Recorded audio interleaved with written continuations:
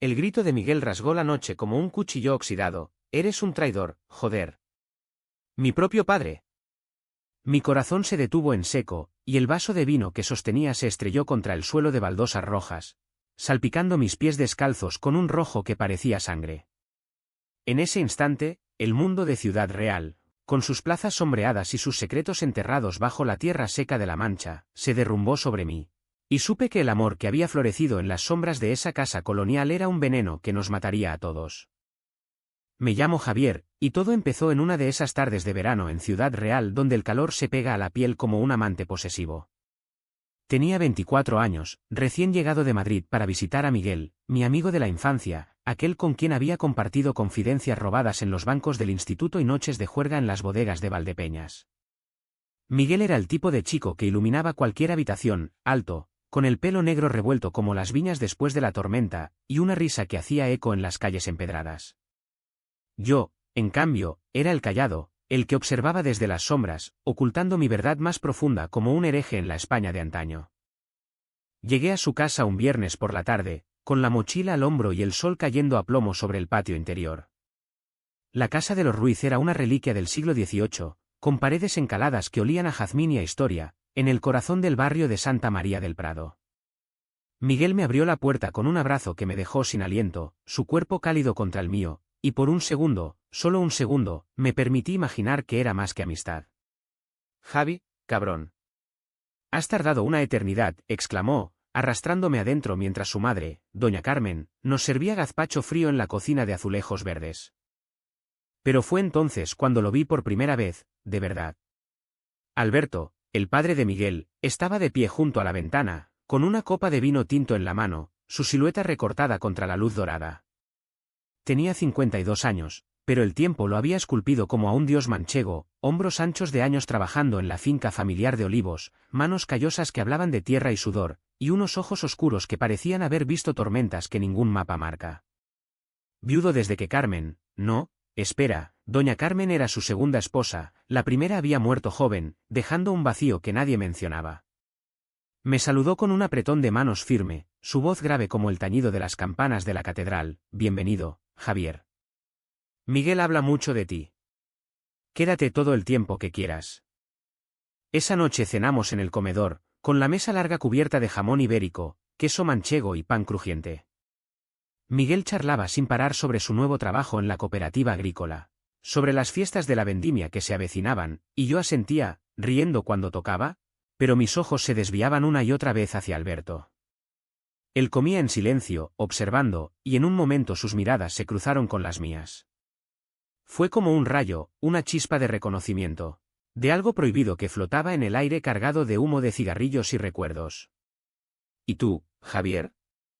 ¿Qué te trae por estos pagos?, preguntó, su voz ronca cortando el bullicio. Escaparme un poco de la ciudad, respondí, sintiendo el rubor subir por mi cuello. Madrid ahoga, ¿sabes? Aquí se respira. Él sonrió, una curva lenta en los labios que me hizo tragar saliva. La Mancha ahoga de otra forma. Con silencio. Y en ese silencio, esa noche, mientras Miguel roncaba en la habitación contigua, yo me quedé despierto, el corazón latiendo como un tambor de Semana Santa. Los días siguientes fueron un torbellino de rutinas que disfrazaban el caos interior. Por las mañanas, Miguel y yo salíamos a correr por los caminos polvorientos hacia el río Guadiana, donde el agua baja y perezosa reflejaba los cielos infinitos.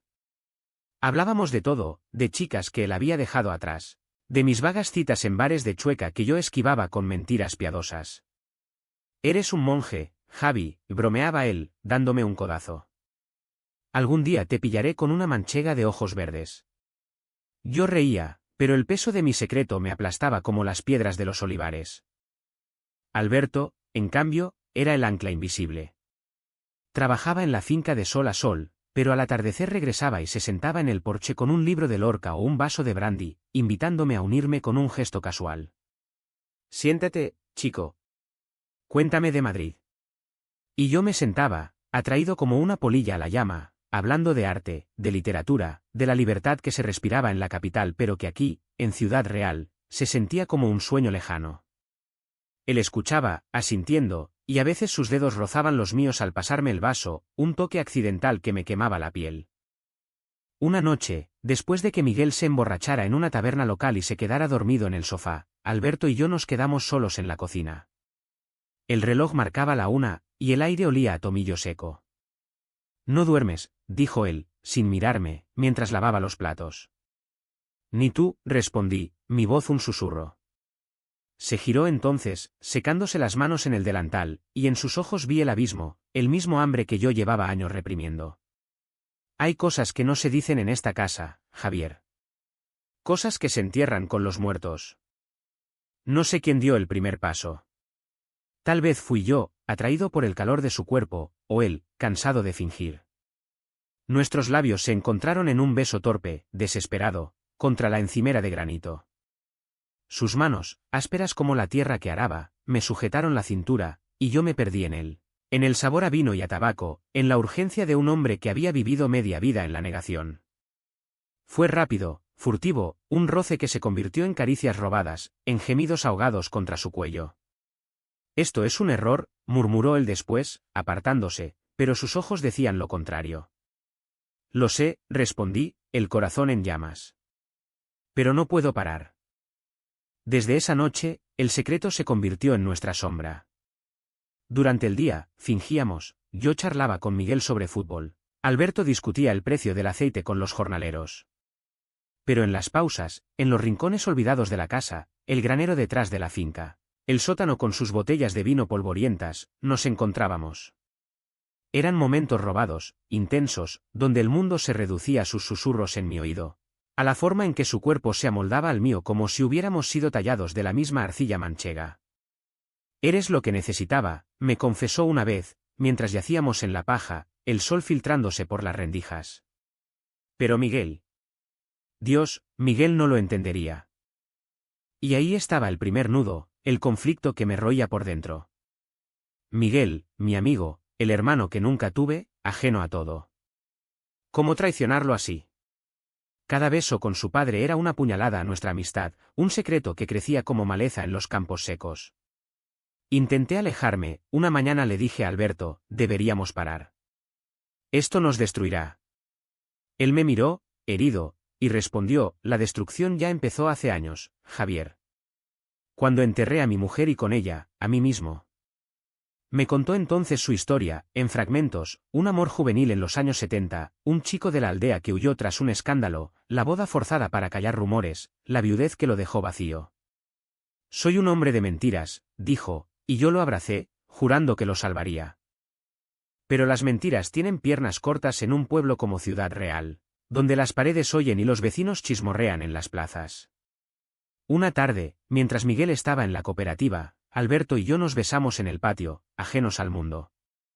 Fue entonces cuando oí el motor de la camioneta, Miguel regresaba temprano. Nos separamos de un salto, pero el daño estaba hecho. Él nos vio, o eso creí, una sombra en su rostro cuando entró, un silencio que se extendió como niebla sobre el Guadiana. Esa noche, la tormenta estalló.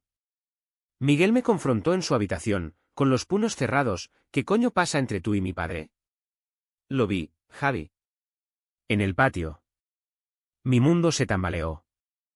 Negué, balbuceé excusas, solo hablábamos, era el calor, pero sus ojos, aquellos ojos que confiaban en mí, se endurecieron. Eres gay, ¿verdad? Siempre lo supe, pero... ¿Con él? ¿Con mi padre, joder? Lágrimas calientes rodaron por mis mejillas. Miguel, por favor. Pero él se alejó, cerrando la puerta como un veredicto. Al día siguiente, el aire en la casa era espeso como el mosto fermentado. Alberto evitó mis ojos, Miguel se refugió en el trabajo. Yo, atrapado en el medio, sentía el peso de la traición como una cruz de Semana Santa. Intenté hablar con Miguel en el río, bajo los sauces llorones, te lo contaría todo, pero no sé cómo. Él me miró, dolido, eres mi amigo, Javi. Pero esto es asqueroso. Mi padre es un santo, o eso creía. Sus palabras me cortaron, un recordatorio de la España profunda, donde el amor como el nuestro aún se juzga con ojos de inquisidor. Y entonces llegó el primer secreto revelado, esa noche, solo con Alberto en el porche, él confesó más. No soy el santo que Miguel cree. Hace años, tuve un affair con un trabajador de la finca. Se fue, pero dejó un hijo. Un hijo que nunca reconocí. El shock me dejó mudo. ¿Un hermano secreto? ¿Otro hilo en esta telaraña de mentiras? Lo oculté para proteger a la familia, dijo, su voz quebrada. Pero ahora, contigo, quiero ser libre. Lo besé entonces, con furia y ternura, ignorando el precipicio que se abría bajo nuestros pies. Los días siguientes fueron un baile precario sobre brasas. Miguel me toleraba por educación, pero sus conversaciones eran frías, como el viento del Guadiana en invierno. Almorzábamos en silencio, con doña Carmen ajena a la tormenta, parloteando sobre la próxima romería de la Virgen del Prado. Alberto y yo nos cruzábamos miradas cargadas de promesas y miedos, robando momentos en la finca, un beso detrás de un olivo centenario, una caricia en el cobertizo donde guardaban las herramientas. Cada encuentro era un riesgo, un pulso acelerado contra el reloj de la vida manchega, pero también un bálsamo para el alma herida. Intenté reparar lo irreparable con Miguel.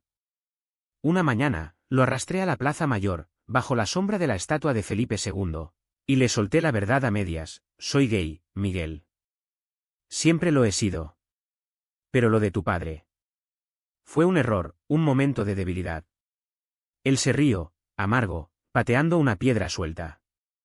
¿Un error que dura semanas, eh? Lo oí anoche, en el sótano. Voces, gemidos. Eres un cabrón, Javi.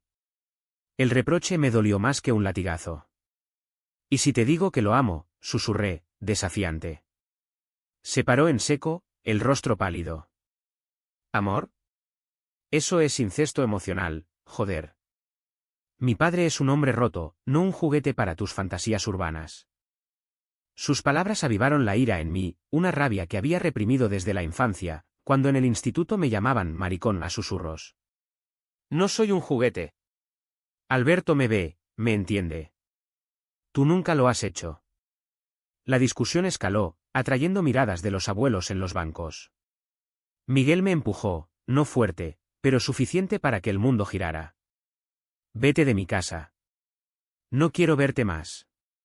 Corrí de vuelta, el corazón en la garganta, y encontré a Alberto esperándome en el patio, con una expresión que era puro tormento. ¿Lo sabe?, le dije, jadeando. Él asintió, sombrío. Me confrontó esta mañana. Quiere que te vayas. El silencio que siguió fue ensordecedor, roto solo por el canto de un grillo en la hierba seca. Quédate, murmuró al fin, tomándome la mano. Lucharé por nosotros. Y en esa promesa, nos entregamos de nuevo, en su habitación esta vez, un acto de rebeldía contra el destino. Su cuerpo sobre el mío era un mapa de cicatrices invisibles, las de un amor perdido en los 70, las de un matrimonio por deber, las de un hijo secreto que ahora amenazaba con salir a la luz.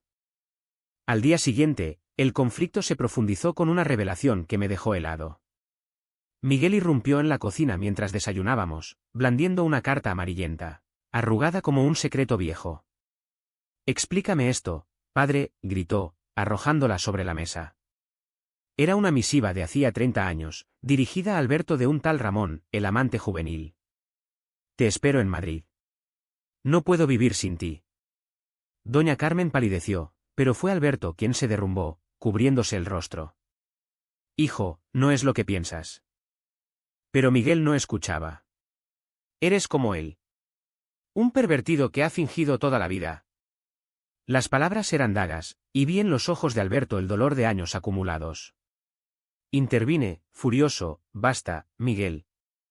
Tu padre es humano, no un monolito. Ha sufrido más de lo que imaginas. Él se volvió hacia mí, los ojos inyectados en sangre. Tú lo has corrompido. Llegas de la ciudad con tus ideas modernas y destruyes mi familia. La pelea fue brutal, verbal al principio, acusaciones de traición, de hipocresía, de un amor que en su mente era sucio, contra natura. Luego, física, Miguel me empujó contra la pared, y Alberto se interpuso, recibiendo un puñetazo en la mejilla que lo hizo sangrar levemente, no mucho, solo un hilo rojo que manché con mi pañuelo. Doña Carmen gritó, separándonos: y en el caos, Miguel huyó en la camioneta, rumbo a la finca.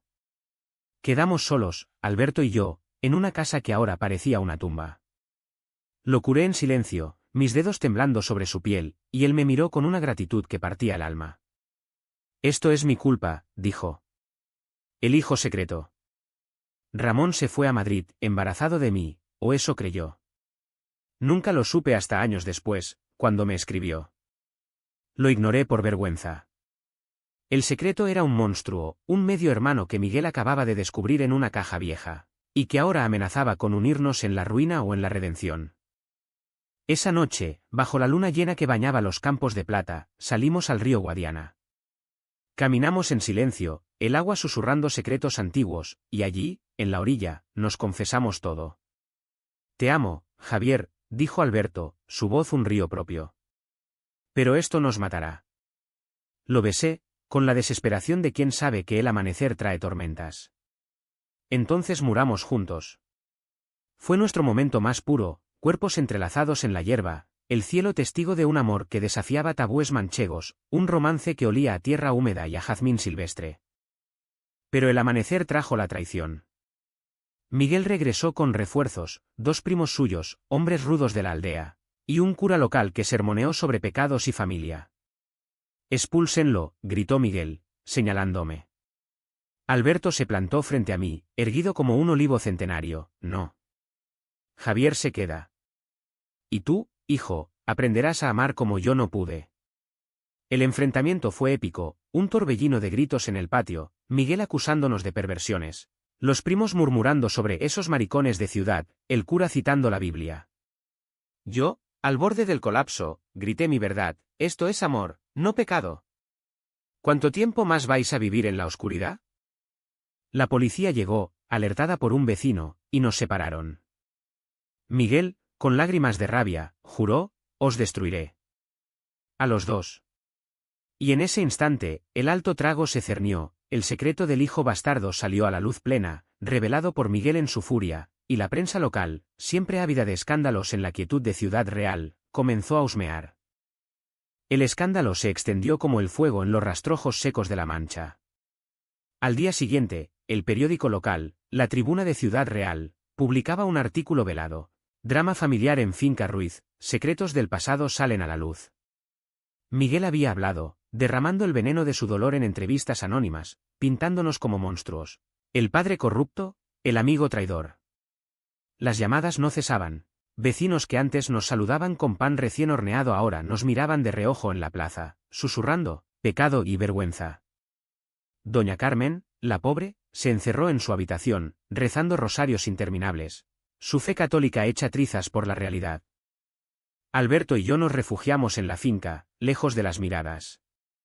Allí, entre olivos que habían visto generaciones de silencios, intentamos reconstruirnos. Debería irme, le dije una tarde, mientras podábamos ramas secas. No quiero ser la ruina de tu vida. Él dejó caer las tijeras, tomándome del brazo con fuerza, tú eres mi vida, Javier. El resto. ¿Que se joda? Su vulnerabilidad me desarmó, en ese hombre de hierro, vi al chico que Lorca habría cantado, un Federico perdido en las llanuras. Nos amamos entonces con una ternura renovada, no con la urgencia de antes, sino con la profundidad de quien ha mirado al abismo y ha elegido quedarse. Pero el conflicto no amainaba. Miguel desapareció 2 días, y cuando volvió, no era el mismo. Entró en la casa al anochecer, demacrado, con ojeras como surcos en la tierra. He estado en Madrid, dijo, su voz ronca. Buscando a ese. ¿Hijo? El salón se congeló. Alberto palideció, ¿qué has hecho? Miguel sacó una foto arrugada, un hombre de unos 30, con rasgos que eran eco de los suyos, de los de Alberto. Se llama Diego. Vive en Chueca, es activista gay. Le conté todo. El shock fue un terremoto. ¿Un medio hermano que luchaba por los derechos que nosotros apenas osábamos soñar? La confrontación que siguió fue el clímax de nuestra tragedia. Miguel, con lágrimas furiosas, nos obligó a sentarnos. Diego quiere conocerte, padre. Dice que has vivido en la mentira, pero que aún hay tiempo. Alberto sollozó por primera vez, un llanto gutural que partía el alma. abrazando la foto como un talismán. Yo, testigo mudo, sentí la punzada de la empatía por Miguel. Su rabia no era odio, sino miedo a perder el pedestal de su padre. Lo siento, hijo, murmuró Alberto. Te he fallado. Miguel se derrumbó entonces, cayendo de rodillas. No es solo eso. Es que... Yo también lo siento. Por dentro. Por ti, Javi. Siempre supe que eras diferente, y te quise por eso. Pero esto... me aterra. En ese momento de catarsis, el entendimiento brotó como agua de un pozo seco. Hablamos hasta el alba, de amores reprimidos, de la España que avanza pero arrastra cadenas, de la Mancha que guarda secretos en sus vientos. Miguel confesó su propia confusión, no gay, pero aliado, herido por el tabú. Os odio por hacerme enfrentar esto, dijo, pero os quiero más. Alberto, liberado, juró buscar a Diego, reconstruir lo roto. Y yo, en el centro, sentí por primera vez la redención. No éramos traidores, sino supervivientes de un amor que desafiaba normas ancestrales. Sin embargo, la decisión difícil llegó con la llegada de Diego. Vino una semana después, un torbellino de energía madrileña, alto, con piercing en la oreja y una camiseta de orgullo que gritaba amor sin barreras. La cena familiar fue tensa, un ritual manchego torcido por verdades crudas. Doña Carmen, sorprendentemente, lo abrazó primero, sus rezos transformados en aceptación. Miguel y Diego charlaron como hermanos perdidos, mientras Alberto y yo observábamos, manos entrelazadas bajo la mesa. Pero el clímax inesperado estalló cuando un primo vengativo, aún fiel a los chismes, irrumpió con una grabación robada, nuestras voces en el sótano, gemidos capturados en un teléfono escondido. Esto destruirá la finca, amenazó, blandiendo el dispositivo como un arma. El pánico nos invadió, la ruina económica, el escándalo público, la pérdida de todo. Miguel, en un acto de redención, lo enfrentó, publica eso, y te denuncio por invasión. Esta es mi familia, joder. Todos. El primo retrocedió, y en el silencio que siguió, quemamos la grabación en la chimenea, las llamas devorando el último velo. La decisión final fue mía. Una noche, junto al Guadiana, bajo el mismo cielo anaranjado del principio, le dije a Alberto, me quedo, pero no aquí. Vamos a Madrid, los 4. Empecemos de nuevo. Él dudó, atado a la tierra, pero mis ojos, llenos de ese amor que nos había salvado, lo convencieron. Por ti, lo que sea. El final no fue de cuento de hadas, sino humano, manchado de cicatrices. Miguel se reconcilió conmigo en una taberna, brindando con vino de la casa. Eres un idiota valiente, Javi. Diego se unió a la familia, un puente entre pasados y futuros. Dejamos Ciudad Real con el corazón pesado pero libre, rumbo a la capital donde el amor respira sin juicios.